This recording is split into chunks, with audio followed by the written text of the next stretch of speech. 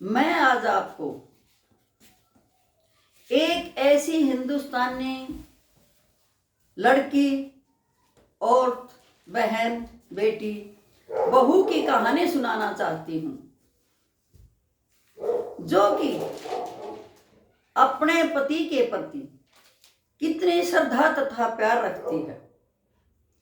तिरस्कार के बाद भी वो उसके लंबी उम्र की दुआएं देती है तथा ये कभी नहीं चाहती कि चाहे मेरा पति कहीं भी रहे, कैसा भी हो, लेकिन खुश रहे, स्वस्थ रहे। इसी के ऊपर मैं एक ऐसी लड़की की कहानी सुनाना चाहती हूँ, जिसके पति ने उस लड़की को, अपनी पत्नी को इतना तिरस्कारित रखा, परंतु फिर भी उसने उस पति के लिए कितनी दुआएं मांगी, कितनी कामनाएं की। सुनिए एक हिंदुस्तानी, असली हिंदुस्तानी औरत की कहानी, जो कि संस्कारों से भरपूर और अपने पति को चाहने वाली थी, उसकी कहानी। यदि आप लोगों को पसंद आए तो कृपया करके लाइक और सब्सक्राइब अवश्य करना। रोमा एक गरीब मां की बेटी थी, जो कि एक छोटे से गांव में पली बढ़ी थी। अति सुंदर थी, लेकिन मां की हैसियत नहीं थी कि रोमा की पढ़ाई लिखाई पूरी करवा सके। रोमा सिर्फ प्राइमरी तक ही पढ़ पाई थी कि मां ने उसकी पढ़ाई छुटाकर घर के काम पर लगा दी। अब मां बेटी दोनों ही घरों में काम करती थी और अपने जीवन को आगे बढ़ा रही थी। रोमा के पिता तो जब रोमा 2 साल की थी तभी चल बसे थे, लेकिन उसकी मां ने हिम्मत नहीं हारी और घरों में काम करके अपनी बेटी को पालने लगी। लेकिन अपनी हैसियत के अनुसार वो उसे 5वीं तक ही पढ़ा पाई, क्योंकि उसे डर था कि तू गरीब है, कभी तेरी बेटी के साथ कोई अनहोनी न हो जाए। बेटी सुंदर थी, अनपढ़ भले ही थे, लेकिन सभी गुण संपन्न थी। आप जिनके घर में काम करती थी, उन्होंने कहा, माधुरी, तू अपनी बेटी रोमा की शादी क्यों नहीं कर देती? उसने कहा, अभी मेरी बेटी सिर्फ 16 साल की है, मैं कैसे शादी करूं? अभी कोई न कोई रोमा के लिए रिश्ता बताता रहा और उसकी मां मना करती रही। करते करते रोमा 18 साल की हो गई। जो ही रोमा 18 साल की हुई, उसकी मालकिन ने कहा, अब तो रोमा 18 साल की हो गई है, हमारी रिश्तेदारी में लड़का है, नौकरी करता है, यदि तू चाहे तो शादी कर सकती है। अब रोमा की मां ने कहा, यदि नौकरी वाला लड़का है तो मैं सहमत हूं, क्योंकि कम से कम मेरी बेटी अपने घर को संवारेगी, अपने घर में रहेगी, अपने बच्चों की अच्छी परवरिश करेगी, उन्हें शिक्षा दिलाएगी, कम से कम मेरी तरह घरों में काम तो नहीं करेगी। अब रोमा की मां खुश हो जाती है और उस रिश्ते से सहमत हो जाती है। लेकिन लड़के वाले तो गरीब घर की लड़की इसलिए लेना चाहते थे क्योंकि उनका लड़का आदतों से अच्छा नहीं था, वह भिखारी था, उसके कोई भी लक्षण अच्छे नहीं थे। वो चाहते थे कि यदि गरीब घर की लड़की आएगी तो हमारा घर बस जाएगा। यदि अच्छे घर से लड़की लेंगे तो कोई भी बात सहन नहीं करेगी और वापस चली जाएगी। अब रोमा की शादी वीरेंद्र के साथ हो जाती है। जैसा भी रोमा की माँ के पास था वैसा दान दहेज देती है, बरातियों को खाना खिलाती है और बेटी को विदा कर देती है। अब रोमा ससुराल घर जाती है। उसके शान शक्ल देखकर सभी पड़ोसी कहते हैं कि इनके तो बहुत अच्छे भाग हैं, कितनी सुंदर बहू इनके घर आई है। भले ही पढ़ी लिखी ना हो लेकिन सुंदर बहुत है। अब रोमा के पति ने भी शुरू में कुछ अच्छा किया, सुहाग रात मनाई और उसके साथ अच्छे ढंग से रहा तथा रोमा के पास एक बेटा पैदा हो गया जिसका नाम राजू था। अब रोमा का पूरा ध्यान अपने सास ससुर की सेवा और राजू की परवरिश में रहता था, लेकिन उसका पति वीरेंद्र तो कई दिन तक घर नहीं आता। कहता मुझे ऑफिस में काम है, बहुत ज्यादा काम है। उसके माता पिता को तो पता ही था कि हमारे बेटा अच्छे चरित्र का नहीं है, लेकिन बहू के सामने क्या कहते। वो इतनी अच्छी थी कि सास ससुर उसे बेटी मानते थे और हमेशा ही उसकी तरफदारी करते तथा जो भी उनसे मिलने आता उसी से कहते हमारे घर को तो रोमा ने स्वर्ग बना रखा है, हमारी इतनी सेवा करती है, खान पान का ध्यान रखती है, गर्म पानी से नहलाती है, हमेशा ही हमारी देखभाल में तत्पर रहती है। हमारा पोता भी अच्छी तरह से पोते की परवरिश करती है, बड़ा होता जा रहा है। सबका, घर का, हमारा तथा हमारे पोते का पूर्ण रूप से ध्यान रखती है। अब पति का ध्यान तो घर पे आएगा तभी रखा जाएगा। कभी कभार घर पे आता, रोमा पर झल्लाता, माता पिता को बुरा बोलता और अगले ही दिन चला जाता। कहता ये फूहड़ है, इसे ज्ञान नहीं है, ओढ़ने पहनने का सलीका नहीं है, ये कुछ नहीं है, तुमने तो मेरे कर्म फोड़ दिए, इस गंवार को लेके आ गए। लेकिन वीरेंद्र के माता पिता अपनी बहू से बहुत खुश थे, क्योंकि उन्हें पता था कि तुम्हारा बेटे की आदतें अच्छी नहीं है, इसीलिए बहू पर झल्लाता है। बहू पर क्या, हमारे को ही नहीं बकसता तो बहू तो इसको अच्छी लगती ही नहीं। उनका बेटा तो उसके साथ नौकरी करने वाली जो एक शहर की मेम थी उसके चक्कर में पड़ा हुआ था और हमेशा ही उसी के पास रहता था। लेकिन माँ बाप रोमा को किस मुंह से बताएं कि उनका बेटा कैसा है। उन्हें बहुत दुख होता था जब उनका बेटा रोमा को भली बुरी कहता। वो सोचते थे ये खुद कितना नालायक है, फिर भी लक्ष्मी जैसी बहू को उल्टी सीधी बोलता है, क्या क्या कहता है। लेकिन क्या करें, वो भी पुत्र मोह बस मजबूर थे कि पुत्र का मोह इतना था कि एक ही बेटा था, सो उसे कैसे नकारते। बेटा इस बात को समझता नहीं था कि माँ बाप बूढ़े हो चले हैं और तू इनको नकारता है तो इनका कितना दिल दुखी होता है, क्योंकि उसके ऊपर तो दूसरी औरत का भूत सवार था।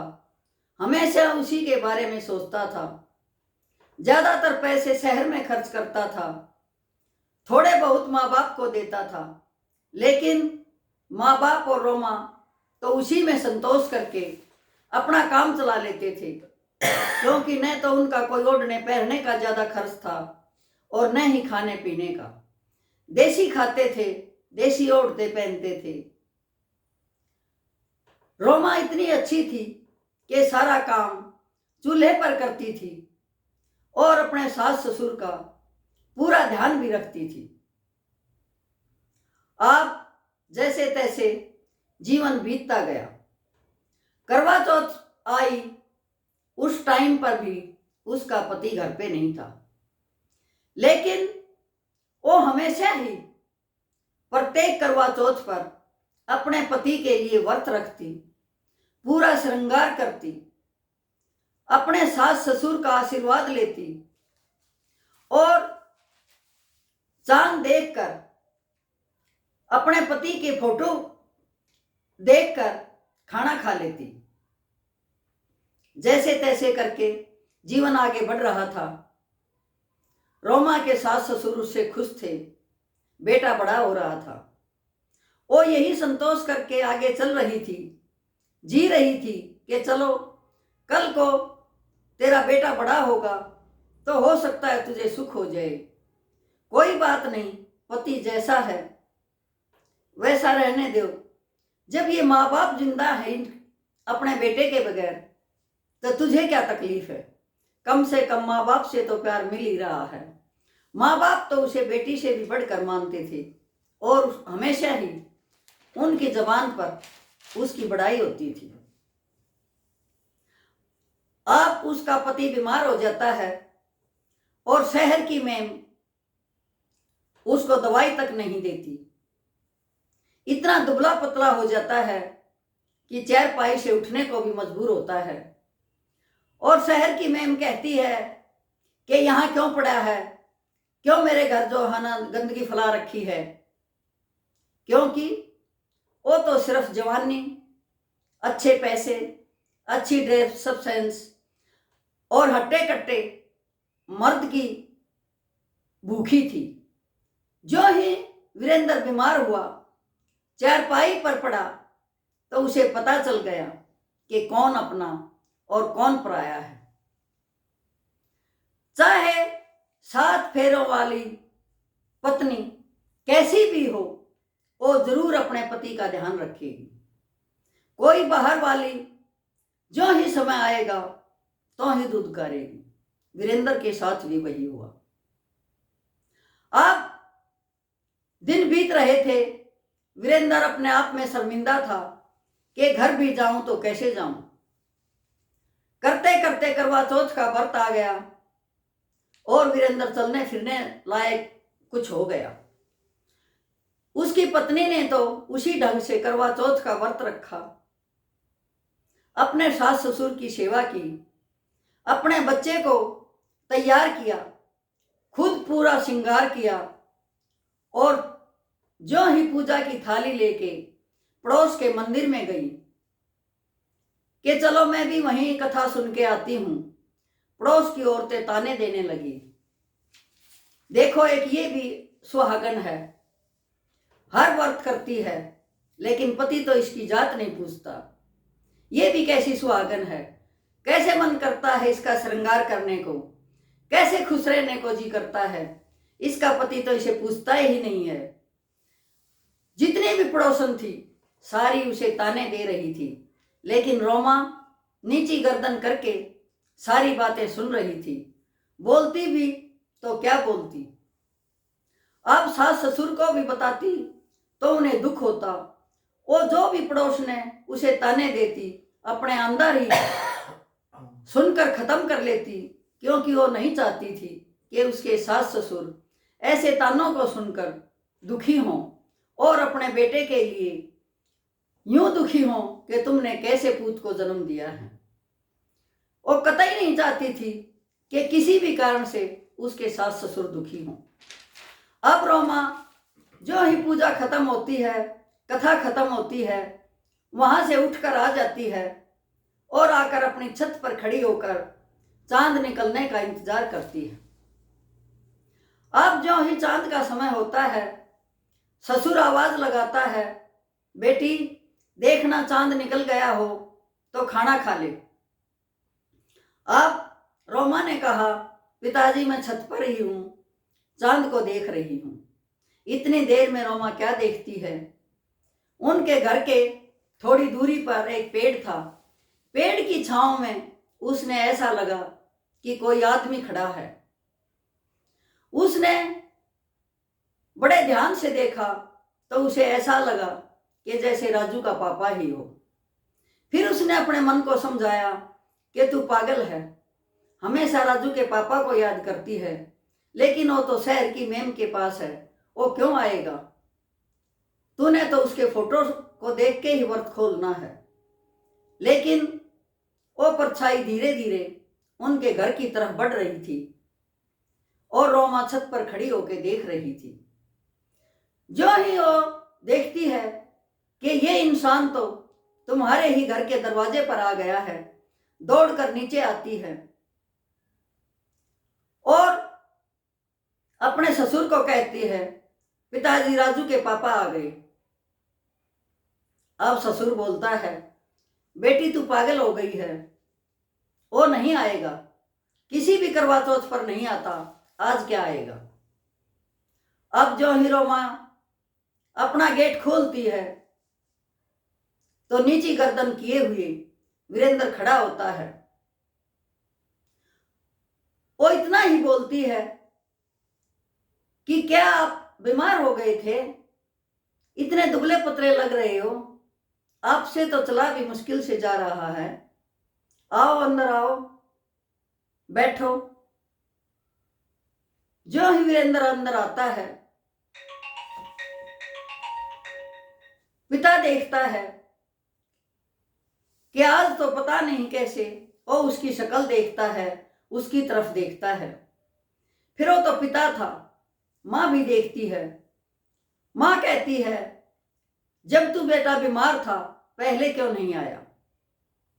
अब वो माता पिता के पैर पकड़ता है, माफी मांगता है और वीरेंद्र कहता है कि माँ, जब मुसीबत आती है, बीमारी आती है, तभी पता चलता है कि अपना कौन है और पराया कौन है। बाहर तो सभी धन के लालची हैं, काया के लालची हैं, यौवन के लालची हैं, और कुछ नहीं है। मैं सदा के लिए आ गया हूँ और अब ये चांद कभी भी बादलों की ओट में नहीं होगा, हमेशा ही रोमा के सामने रहेगा तथा आपकी तथा रोमा की इज्जत करेगा और अपने घर को ही संवारेगा। यही थी एक भारतीय नारी की कहानी, जिसने इतना होने के बावजूद अपने पति को सहज स्वीकार किया, उसको नहलाया धुलाया, अच्छे कपड़े पहनाए तथा उसी का चेहरा देखकर करवा चौथ का व्रत खोला। और वो इतनी खुश थी कि पता नहीं उसको तो दुनिया जहान की खुशियां मिल गई हैं, क्योंकि वो करवा चौथ का व्रत उसे सदा के लिए याद रखने का व्रत था। उनकी जिंदगी का सबसे सुहाना पल था कि आज से मेरी जिंदगी संवर गई है, मेरा पति वापस घर आ गया है। ये थी एक भारतीय संस्कारों वाली अच्छी नारी की कहानी। यदि आप लोगों को पसंद आई हो तो कृपा करके दूसरों को भी शेयर कीजिए। धन्यवाद।